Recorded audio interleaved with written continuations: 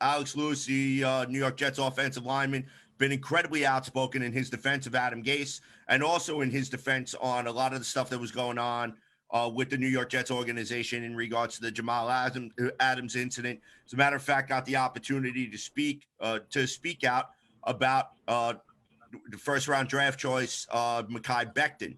He actually referred to Mekhi Becton, and I quote, as the Great Wall of Green, in which the way that he is absorbing all of the offensive line coaching and so on and so forth. We've seen numerous workout videos of Mekhi Becton posted on social media. He's definitely getting himself into game shape. So just wanted to hear your thoughts on that. We'll start with Jason, and then we'll circle back around to Jax. Well, I think that Alex Lewis is true proof that we all have good takes and we all have bad takes, right? Because Great Wall of Green, good take. Adam Gase defense, bad take. And, it's all good, man. Alex Lewis, his heart's in the right place. Because you know what? There's not a person on this planet that's more outspoken about his disdain for Adam Gase, right? Like, so I am, like, I flew planes over New York City that I wanted the guy fired, right? Like, but that said, I think it's refreshing and a good thing. See, like, at the end of the day, I want to be wrong about that take. I want to be the biggest idiot on the planet that everyone's like, haha, there's that idiot that flew a plane. Meanwhile, the Jets just won the Super Bowl. That's like the best case scenario. Right. I'd be that idiot. So, like, I'm rooting for Adam Gase, and I want the players to support Adam Gase, and I want the players to buy in, and I want for them to prove me wrong. So it's all talk until they go ahead and win some games, right? Because if they win games, Adam Gase is going to keep his job, and we're all going to be happy. And if they lose games, Adam Gase is going to get fired, and none of us are going to be happy. So besides that, it's all just a bunch of talk. But I love what I've been seeing out of Mekhi Becton. The guy is a beast. I love the interaction. I love how psyched he is to be a Jet. It's really refreshing to see that kind of attitude as opposed to, like, I love Jamal when he was here. He's a great player, but, like, his social media was difficult to take. I mean, even when you love the guy, it was difficult to read. And so, it's nice to see somebody that's kind of humble and appreciative of the opportunity and loves being here. And you see him interacting with his mom, and the mom's buying all this crazy. I love it. I love everything about Mekhi Becton so far. He's lovable in the same type of way that, like, Quinton Williams was lovable last year when he got here and everything. So, like, I'm rooting for the guys, man. And Alex Lewis, good for you for stepping up for your coach. He's a journeyman offensive lineman that was given an opportunity to play here. He took advantage of it. And I would love that coach too if I was given an opportunity and was brought back for another year. And so, wish him the best. Jax, what are your thoughts? Alex Lewis, it's Alex Lewis's job to protect, right? So that's I guess that's what it comes to with the Adam Gase. Even though Jason, I'm with you. I won Adam Gase out here yesterday, so I get it. Mekhi Becton, man. I'm not sure if I've been as impressed, with the draft pick. I mean, I guess maybe since, because it's the first really offensive lineman that we've taken that high. So we're actually looking at the upper echelon of talent within, that position group. If Mekhi Becton is 85% of what it is that we expect him to be this season, the sky's the limit for what it is that we can actually do here. Yeah. All right. The sky is the limit for what it is that we can do here. Again, Jason, you said we've been talking about this for 10 years now. Yeah, literally, because we haven't addressed in almost any significant way the offensive line at all. Yeah, we brought the Kelvin Beachums and all that. Yeah, we did that. Whatever. Kalichi Assembly, which I have to be honest with you, that's a really disappointing situation for me, because I thought Kalichi was a monster too. I thought he was going to ball here.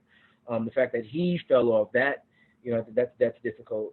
I didn't like the Khalil move, so I mean that the recent stuff, we can see, but for years, nothing. So the fact that these guys are in and that even just for Alex Lewis to be a guy that's stepping up to the plate, knowing that now we've got McGovern, knowing that we've got Ben Rotten now we've got George Fant, who still have some question marks, but within the competition for those positions, that's a guy that you kind of want to have to go up against, because he's gonna give you what it is that he's got. And if those guys all come in and give us what it is that they've got, man, and Sam Darnold goes to 2.7 seconds instead of 1.5. Right. Can we give him a second? If we give, like I said, and CJ, again, you've heard me say this 1,000 times.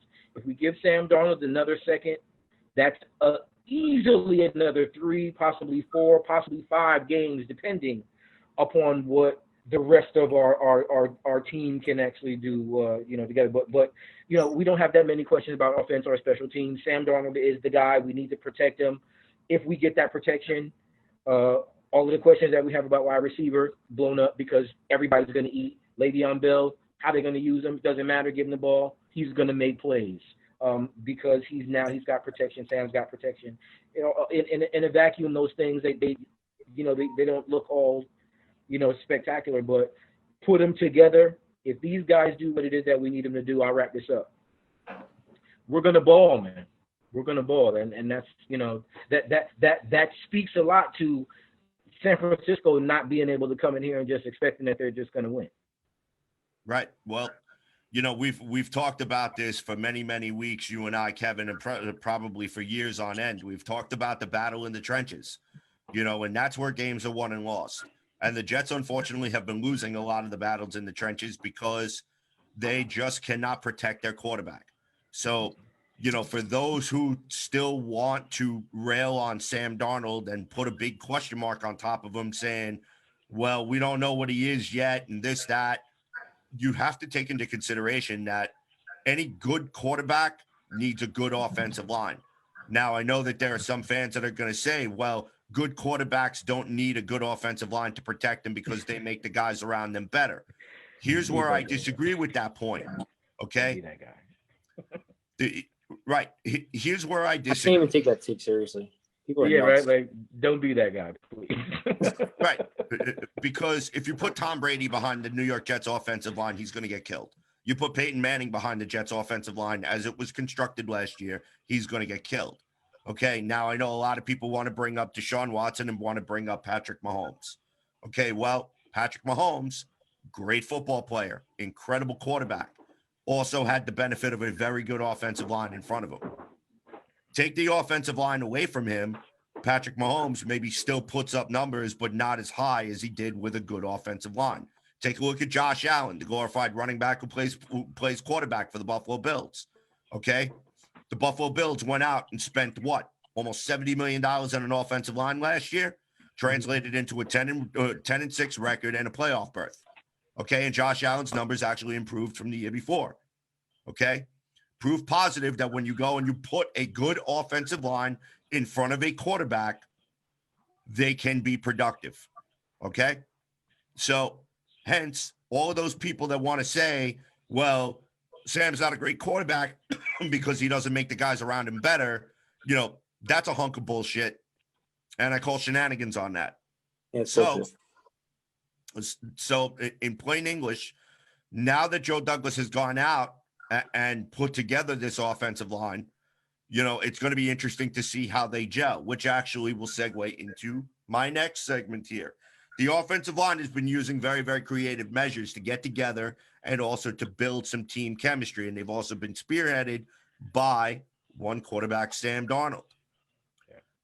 Me personally, I'm very impressed about this because you have your franchise quarterback who's so motivated and just chomping at the bit to get this season underway, to go out there and to just find a way to wash off the stink of last season on some of the bad games that he had, plus also build on a lot of the successes that he did have last year, and to prove that the 6-2 last year wasn't a fluke. Okay, so with that being said, I'm very curious to hear what your gentlemen's thoughts are. Same rotation. We'll start with Jason, and we'll circle around back to Jax. Well, look, man, I mean, that stuff is all great and we love to see it. I mean, it's definitely good for building chemistry and stuff like that. But I mean, remember Jets West with Mark Sanchez and getting the guys out there, and that was all great until the team wasn't winning. He's still doing that stuff. And, all that stuff is you definitely want to see your quarterback being a leader and stepping up and setting things like that up. I mean, that's a great thing to see. But again, just like with the Adam Gase stuff, it's like, at the end of the day, you got to win games. That's how you build a culture. That's how you become a leader. And that's, at the end of the day, you have to win games. That's how you get fans off your back. That's how you get ownership off your back. That's how you get the media off your back. That's how you get the monkey off your back. That's how you get every possible thing that you want to remove and take the next step as you got to win games. And, like if they go 10-6 this year or 9-7, even 8-8, that'll go a long way. I mean, obviously if they go 9-7, Adam Gase ain't going nowhere. They go 10-6, Adam Gase isn't going anywhere. They go 10-6, Sam Darnold's not going anywhere. If they go 2-14, you're going to have a lot of chatter from a lot of Jet fans and a lot of media people and everybody that they should take that first round draft pick and go get a quarterback, right? And then you're going to be starting from scratch all over, and you're probably going to have a new head coach, a new quarterback, and we're back to square one again. So it's like, you got to win games, man. You got it's been a decade. The time has come to win games. Like, it's nice to have all these camps and all this, Alex Lewis talk and all that other stuff, but go win some games. Just go win some games. It's really simple. Jason, I just refer all of my questions to Jason because he's basically just kind of saying what it is that I'm thinking. This is weird, but 10 years of neglect on an offensive line, and Jason said something earlier about since Bill Parcells has been here, and how the further away we get from the type of leadership that creates that environment for this team.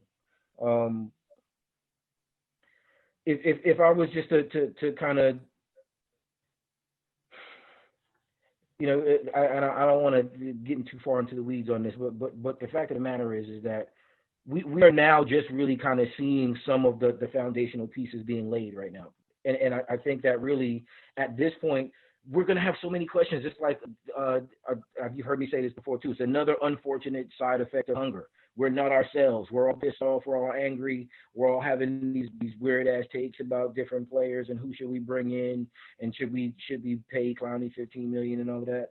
I don't think those are really smart moves. I think what it is that we're seeing right now is something new. I think it's something that hopefully, within the next few years we'll see as being, the beginnings of, maybe some respectability for us. I'm sick of being a laughingstock in the offseason. CJ, what do you say in the intro? The jet tax, go over that, and being a laughingstock and big boy. We need to be an organization. And I think right now that's what we're seeing happen.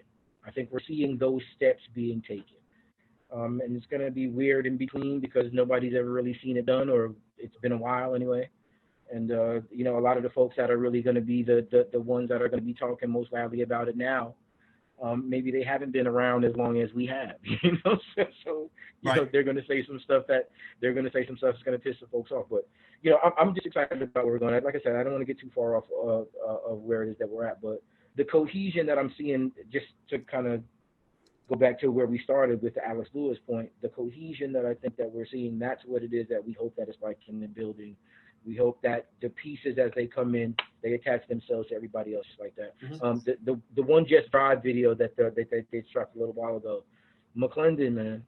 Oh, beast! I love that guy. Love him. Man. I want that guy on every team right now. That's the kind of guys that you want to have.